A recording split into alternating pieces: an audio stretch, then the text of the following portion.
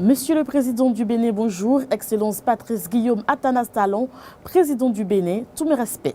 Monsieur le Président du Bénin, à Sakété, le week-end écoulé, les populations ont assisté à une scène horrible dont les images sont insoutenables. L'un des camions du richissime homme d'affaires nigérian Aliko Dangote, chargé de tonnes de ciment, est entré en collision avec un véhicule 4x4 devant la CEB de Sakété. Monsieur le Président du Bénin, plusieurs pertes en vies humaines et beaucoup de dégâts matériels ont été signalés. Le bilan est très lourd, Monsieur le Président. Cet accident, Monsieur le Président, n'est pas le premier du genre dans lequel sont impliqués les camions Dangote. Et au-delà même des dégâts humains et matériels, aussi bien pour les populations environnantes que sur le bitume, ces genres d'accidents posent un véritable problème de société. Monsieur le Président du Bénin, près de 500 camions griffés Dangote chargés de tonnes de ciment quittent chaque jour le Nigeria, transitent par le Bénin pour se rendre au Ghana.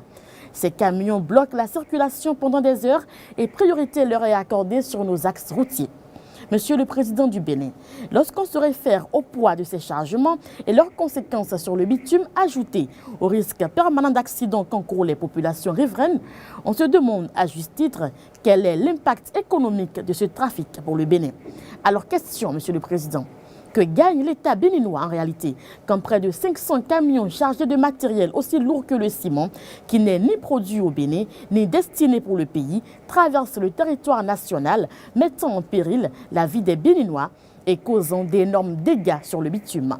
Monsieur le Président, si au plan national, l'État béninois a fixé une heure pour les camions, pour la circulation des camions gros porteurs, pourquoi ne peut-on pas faire de même pour les camions Dangote, si tant est que ce commerce entre le Nigeria et donc le Ghana est rentable pour notre pays, le Bénin, et donc nous apporte une plus-value à notre économie.